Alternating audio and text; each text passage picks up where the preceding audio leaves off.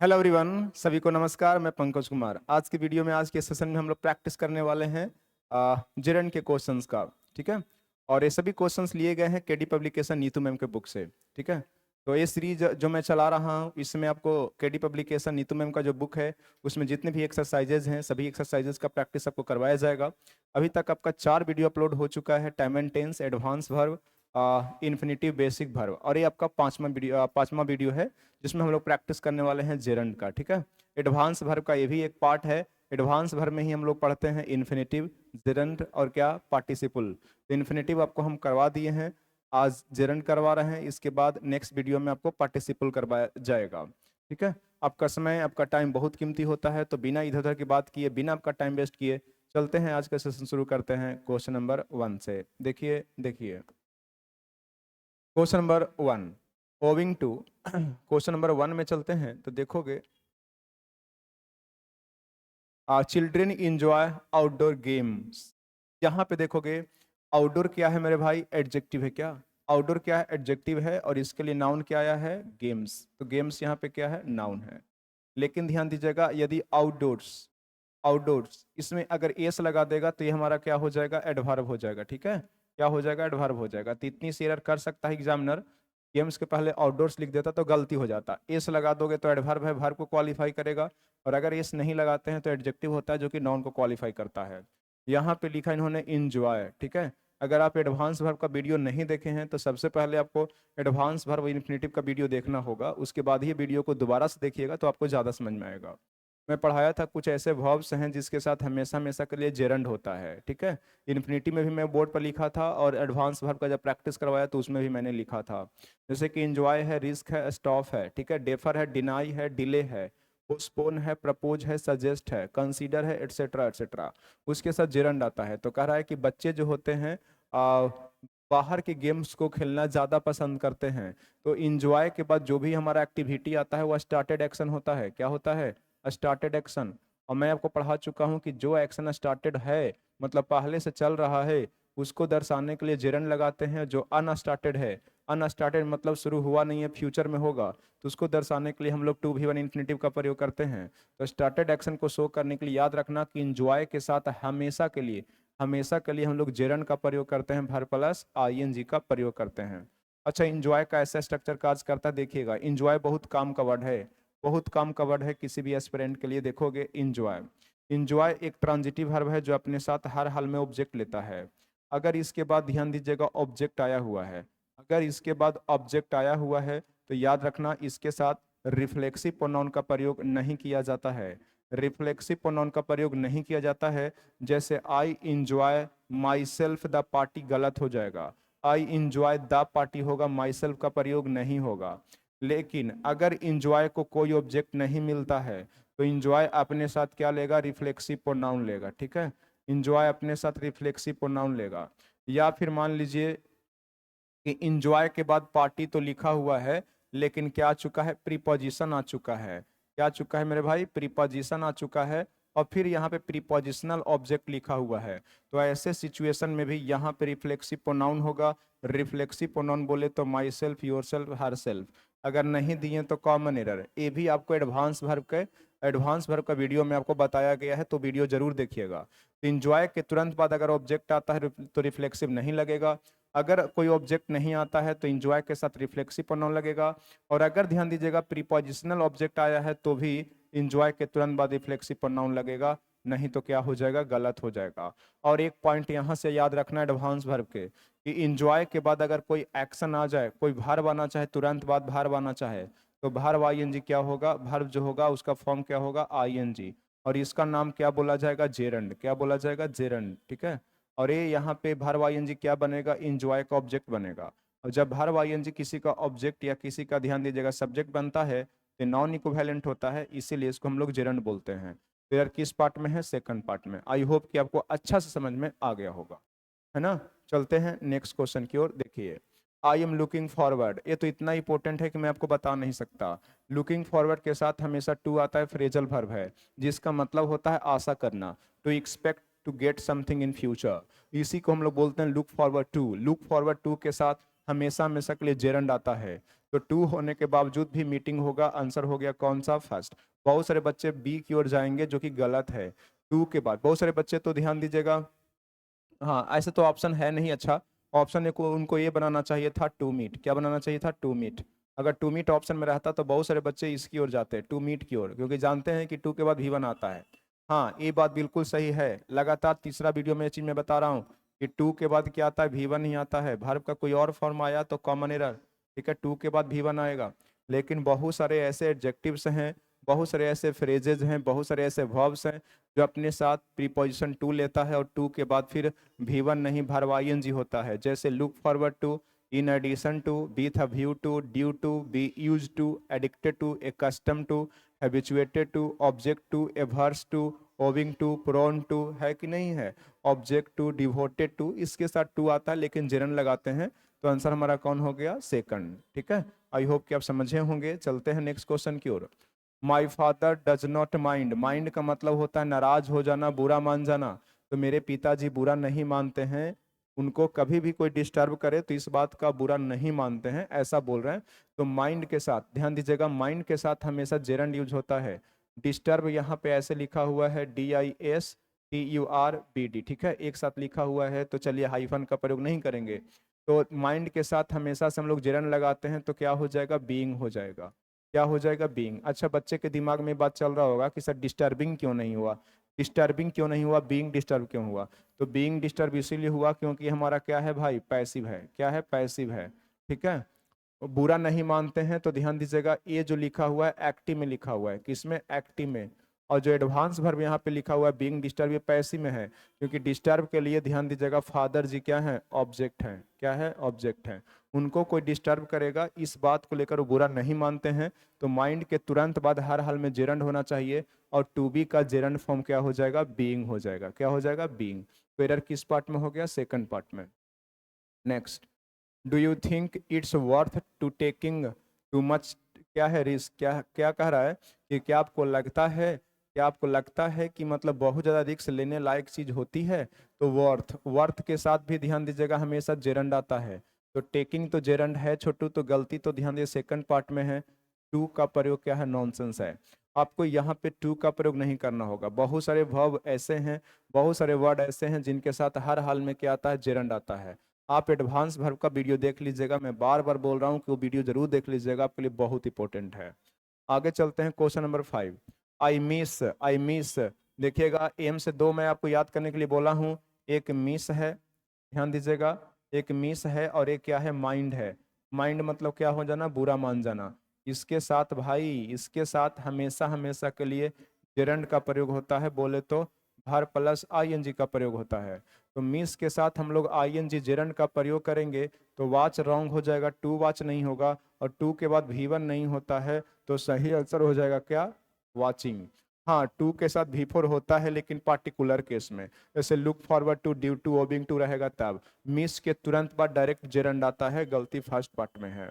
आगे देखिएगा, I am sorry for mine being, यहाँ पे देखो क्या कह रहा है, कह रहा है कि आई एम सॉरी फॉर क्या, टू र्यूड, मतलब बहुत ज्यादा र्यूड होने के लिए मुझे माफ कीजिए। तो फोर का ऑब्जेक्ट कौन है आपको देखना पड़ेगा। बहुत सारे बच्चे तो सोच रहे हैं कि फोर प्रीपोजिशन है, प्रीपोजिशन के बाद ऑब्जेक्टिव केस होगा, क्योंकि उसको पढ़ाया जाता है कि प्रीपोजिशन के बाद कौन केस आता है, ऑब्जेक्टिव केस। ठीक है, जैसे फोर माइन नहीं, फोर मी होता है, ठीक है, फोर मी होता है, फोर हर होता है, ये बात बिल्कुल सही है। लेकिन आपको देखना होगा कि उसका वास्तव में ऑब्जेक्ट कौन है। तो बताइएगा, मेरे लिए सॉरी नहीं बल्कि बहुत ज्यादा टू र्यूड होने के लिए सॉरी। तो फोर का वास्तव में ऑब्जेक्ट माइंड नहीं है, बीइंग है। वास्तव में ऑब्जेक्ट इसका क्या है, बीइंग है। और जब बीइंग ऑब्जेक्ट हो गया तो ये क्या हो गया, नाउन इक्विवेलेंट। क्योंकि किसी भी भार व प्रीपोजिशन का ऑब्जेक्ट या सब्जेक्ट जब भी होगा तो नाउन होगा, नाउन के सिवाय कोई नहीं होगा। लेकिन भार व आईएनजी ऑब्जेक्ट का काम करे तो नाउन तो नहीं होता है, लेकिन नाउन के जैसा नाउन इक्विवेलेंट होता है। और जब भार व आईएनजी नॉन इक्विवेलेंट होता है तो इसको हम लोग क्या बोलते हैं, जेरंड। क्या बोलते हैं, जेरंड। और इसका हिंदी होता है क्रिया प्लस ना। और जब भर प्लस आईएनजी एडजेक्टिव का कार्य करता है तो इसको हम लोग बोलते हैं प्रेजेंट पार्टिसिपल, और इसका हिंदी मीनिंग होता है ता हुआ, ती हुई, ते हुए। ये जेरंड हो गया। वास्तव में जब जेरंड होता है तो इसको नाउन ही मान लेते हैं, और जब नाउन मान लेते हैं तो नाउन के पहले आने वाला जो नाउन या एडजेक्ट, नाउन या प्रोनाउन होता है वो एडजेक्टिव बन जाता है। तो माइन का एडजेक्टिव क्या माइन का एडजेक्टिव क्या होता है, माई। क्या होता है माई। जैसे माइन फादर नहीं होगा माई फादर होगा, माइन स्टूडेंट्स नहीं होगा माई स्टूडेंट्स होगा। तो नाउन के पहले जो भी नाउन प्रोनाउन आता है ना वो पजेसिव एडजेक्टिव होता है, पजेसिव एडजेक्टिव होता है। तो माइन बीइंग गलत है, सही क्या होगा माई। इन्फिनिटी वाले वीडियो में हम आपको पढ़ा चुके हैं। अगर ध्यान दीजिएगा यहाँ पे बीइंग है और बीइंग के पहले मान लीजिए, बीइंग के पहले मान लीजिए यहाँ पे जो भी है मान लीजिए राम रहता, क्या रहता राम रहता, तो ये राम भी हमारा गलत हो जाता चीयर। राम भी क्या होता गलत हो जाता डियर। ध्यान दीजिएगा यहाँ पे राम में क्या लगाना पड़ता अपॉस्ट्रोफी एस लगाना पड़ता, राम्स बीइंग टू र्यूड। ठीक है। तो जब कभी भी भी फोर नाउन इक्विवेलेंट के जैसा काम करता है तो उसके पहले पजेसिव एडजेक्टिव का प्रयोग होगा। आई के लिए माई, वी के लिए आवर, यू के लिए योर, सी के लिए हर, ही के लिए हीज, ईट के लिए ईट्स, दे के लिए दियर, वन के लिए वंस, और राम से राम्स और सोहन से सोहन्स, ऐसे हम लोग प्रयोग करेंगे। तो ध्यान दीजिएगा मी ऑब्जेक्ट है नहीं आपका, यहाँ पे पर्सन ऑब्जेक्ट नहीं बन रहा है, ऑब्जेक्ट कौन बन रहा है बीइंग टू र्यूड। तो ये नाउन हो गया तो इसके पहले एडजेक्टिव होना चाहिए। एरर किस पार्ट में है सेकंड पार्ट में। ठीक है। चलिए आशा करते हैं कि इसको आप लिख लिए होंगे। तो थोड़ा सा मैं कॉन्सेप्ट आपको बता देता हूँ क्योंकि ये आपका इसमें बहुत कम क्वेश्चंस हैं। तो इस बुक है आपका केडी पब्लिकेशन का नीतू मैम का, इसमें जेरन से बहुत कम क्वेश्चन है, 10 ही क्वेश्चन हैं। तो थोड़ा सा वीडियो शॉर्ट ही होगा, छोटा ही होगा, ज़्यादा लंबा नहीं होने वाला है। तो एक अलग से मैं कॉन्सेप्ट बता देता हूँ। देखिएगा अगर कोई प्रीपोजिशन है या फिर क्या है कोई वर्ब है, कोई वर्ब है और इसके बाद हम लोग को यूज करना है कि क्या होगा। तो देखना है यहाँ पे जो वर्ब प्लस आईएनजी होगा, वर्ब प्लस आईएनजी, या मान लीजिए पहले नहीं होगा तो बाद में मान लीजिएगा कि फिर से वर्ब आ जाए। तो मान लीजिए देखिएगा मैं कलर चेंज कर रहा हूँ, ए प्रीपोजिशन और इस वर्ब का ऑब्जेक्ट मान लीजिएगा ए हो गया, ये क्या बन गया ऑब्जेक्ट बन गया। या ध्यान दीजिए पहले वर्ब नहीं आए बाद में वर्ब आए तो हो सकता है इस वर्ब का क्या बन जाए सब्जेक्ट बन जाए। देखिएगा मैं कलर चेंज करके लिख रहा हूँ, उस वर्ब के लिए या तो सब्जेक्ट बन जाए या फिर इस वर्ब या प्रीपोजिशन के लिए ऑब्जेक्ट बन जाए। तो ध्यान दीजिएगा या तो इस सब्जेक्ट बन जाएगा वर्ब आईएनजी या तो ऑब्जेक्ट बन जाएगा, तो इसको नाउन इक्विवेलेंट बोलेंगे। और जब ये नाउन इक्विवेलेंट हो जाएगा तो जेरंड बोलेंगे। क्या बोलेंगे जेरंड। और जब जेरंड होगा तो इसका हिंदी मीनिंग होगा क्रिया प्लस ना। क्या होगा क्रिया प्लस ना, क्रिया प्लस ना, है ना भाई, इसको बोलेंगे क्रिया प्लस ना। ऐसे सिचुएशन में इसको हम लोग नाउन ही मान लेते हैं। और जब ऐसे सिचुएशन में इसको नाउन मान लेते हैं तो इसके पहले जो नाउन या प्रोनाउन आएगा वो हमेशा हमेशा के लिए पजेसिव एडजेक्टिव होगा। वो क्या होगा पजेसिव एडजेक्टिव होगा। अच्छा पजेसिव एडजेक्टिव में क्या क्या होगा, या तो माई होगा, या तो यू से योर होगा, या फिर आवर होगा, या फिर हर होगा। और अगर कोई नाउन आए तो नाउन नहीं, वो नाउन में अपस्ट्रॉफी एस लगाना पड़ेगा। वो नाउन में क्या लगाना पड़ेगा अपस्ट्रॉफी एस। जैसे राम्स होगा, मोहन्स होगा, ठीक है मोहन्स होगा। ऐसे हम लोग कार्य करेंगे इसमें, है कि नहीं है पजेसिव एडजेक्टिव होगा। लेकिन दूसरा स्ट्रक्चर देखिए मेरे भाई, अगर मान लीजिए यहाँ पे प्रीपोजिशन है या फिर मान लीजिए कि वर्ब है, ठीक है, और इसके बाद हम लोग को यूज करना है, और इसके बाद वर्ब प्लस आईएनजी है, क्या है वर्ब प्लस आईएनजी है, जो भी यूज करना है, आगे कुछ और रहेगा डॉट डॉट डॉट। अब मान लीजिए कि यहाँ पे जो प्रीपोजिशन या वर्ब आया है इसका ऑब्जेक्ट यही बन जाए, इसका ऑब्जेक्ट यही बन जाए, इसको फिर वर्ब प्लस आईएनजी से कोई मतलब नहीं है।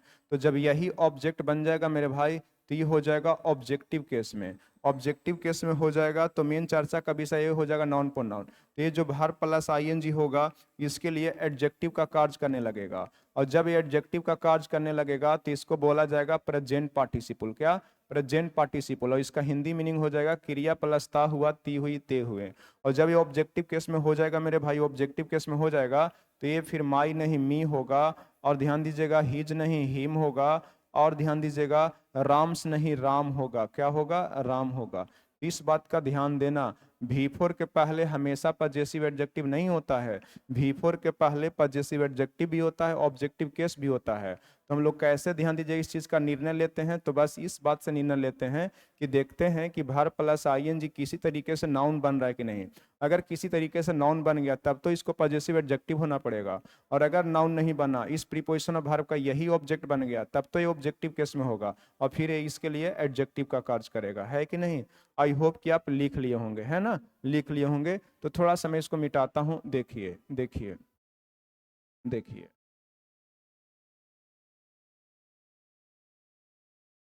अब एक ध्यान दीजिएगा, आपको मैं एग्जांपल करवाता हूं। आई सा, आई सा फिलिंग द ब्लैंक्स, या फिर मान लो I saw his, his going to market, going to market. आप मुझे इतनी सी बात बताइए कि यहाँ पे जो है सा क्या है, वर्ब है क्या? सा वर्ब है क्या? तो सा वर्ब है तो आपको देखना है कि इसका वास्तव में ऑब्जेक्ट कौन है। बताइएगा, उसके जाना को देखे हैं आप कि उसे देखे हैं? तो आप तो पर्सन को देखे हैं ना भाई, पर्सन को देखे हैं तो ऑब्जेक्ट हमारा क्या हो गया, ए हीज हो गया। और जब ऑब्जेक्ट होगा तो हीज नहीं क्या हो जाएगा, हीम हो जाएगा। तो इतनी सी बात पूछ दे कि गोइंग यहाँ पे क्या है, तो गोइंग प्रेजेंट पार्टिसिपल है और इसका हिंदी मीनिंग हो गया जाते हुए। मैंने उसका जाना नहीं देखा बल्कि मैं उसे देखा, और जब उसे देखा तो जा रहा था। दैट मीन्स मैं उसे जाते हुए देखा। तो देखोगे V4 है लेकिन यहाँ पे क्या है, पजेसिव एडजेक्टिव नहीं है, ऑब्जेक्टिव केस है। लेकिन ध्यान दीजिएगा, आई डिसलाइक क्या हो गया, I dislike, I dislike him, I dislike him coming late, coming late. अगर मान लीजिए कि ऐसा क्वेश्चन दिया हुआ है कमिंग लेट, तो आप मुझे इतनी सी बात बताइए कि क्या आप इस पर्सन को पसंद नहीं करते हैं कि इसकी एक्टिविटी को? तो इसकी एक्टिविटी को, तो ऑब्जेक्ट हिम नहीं है, इस कमिंग को ऑब्जेक्ट बना रहे हैं आप। तो इस कमिंग को ऑब्जेक्ट बना रहे हैं तो ये नाउन इक्विवेलेंट हो गया जेरन, और जब ये नाउन इक्विवेलेंट हो गया तो पहले वाला एडजेक्टिव होगा तो हिम नहीं क्या होगा, हीज होगा। तो देखिएगा यहाँ पे V4 था तो हीज हुआ, लेकिन यहाँ पे V4 है तो हीज नहीं हिम हुआ। बताइएगा कॉन्सेप्ट में है ना दम, कॉन्सेप्ट में है ना दम, बताओगे है ना मस्त? ठीक है, तो दोनों अलग अलग प्रकार के क्वेश्चन होते हैं, तो हमेशा से एकदम से रट मत जाना कि V4 है तो V4 के पहले पजेसिव एडजेक्टिव ही होगा। तो यहाँ पे देखिएगा, आप किसके लिए माफी मांग रहे हैं, पर्सन के लिए कि देर होने के लिए या बहुत र्यूड होने के लिए? तो बहुत ज्यादा र्यूड होने के लिए यहाँ पे ऑब्जेक्ट नहीं है, तो ये हमारा नॉन इक्विवेलेंट हो गया, तो माइन नहीं क्या होगा, मी होगा। आई होप कि मैं सब कुछ समझा चुका हूं, तो चलते हैं नेक्स्ट क्वेश्चन की ओर। देखिए, he was not sure of passing the examination। अच्छा, यहाँ पे प्रोनाउन यूज हो रहा है। आप श्योर नहीं है क्या चीज का, पर्सन का श्योर नहीं है कि सफल होने का, सफल होने का। तो जब सफल होने का आप ध्यान दीजिएगा, श्योर नहीं है, निश्चित नहीं है, तो ये ऑब्जेक्ट बन गया। और जब ऑब्जेक्ट बन गया तो नाउन इक्विवेलेंट बोले तो क्या हो गया, जेरंड। और अभी अभी मैं बताया हूं कि नाउन के पहले पजेसिव एडजेक्टिव यूज करते हैं। जैसे माई सिस्टर, ध्यान दीजिएगा, my sister, his teacher, his father, etcetera etcetera. तो यहाँ पे पजेसिव एडजेक्टिव होना चाहिए, और पजेसिव एडजेक्टिव होगा तो हीज होगा। ये तो ऑब्जेक्टिव केस है, सब्जेक्टिव केस है, रिफ्लेक्सिव प्रोनाउन है, होगा नहीं। तो ये तीनों का तीनों हमारा क्या है, रॉन्ग है। तो सही आंसर हमारा कौन हो जाएगा, first. Next, I am confident of winning the, क्या हो गया, विनिंग द केस। ठीक है, आप सुनिश्चित हैं, आप आश्वस्त हैं, कॉन्फिडेंट ऑफ हैं।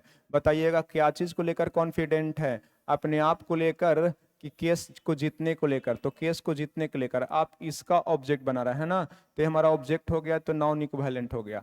अच्छा चल, आपको लग रहा हो कि आप कैसे समझ रहे हैं, आप कैसे समझ रहे हैं? तो यहाँ पे अगर बीनिंग को आप हटा दीजिएगा तो I am confident of me बोलना नॉनसेंस होगा, लेकिन मी को हटा दीजिएगा तो I am confident of binning होगा। मैं सफल होने का या जीतने का मतलब कॉन्फिडेंट हूँ, आश्वस्त हूँ। अब मुझे कोई मतलब ध्यान दीजिएगा, ये नहीं कर सकता, हरा नहीं सकता, मेरा कोई मनोबल नहीं तोड़ सकता। तो ये हमारा ऑब्जेक्ट हो गया, तो यहाँ पे हर हाल में पजेसिव एडजेक्टिव होगा, और पजेसिव एडजेक्टिव होगा तो हमारा सही आंसर क्या होगा, माई होगा। क्या होगा, माई होगा।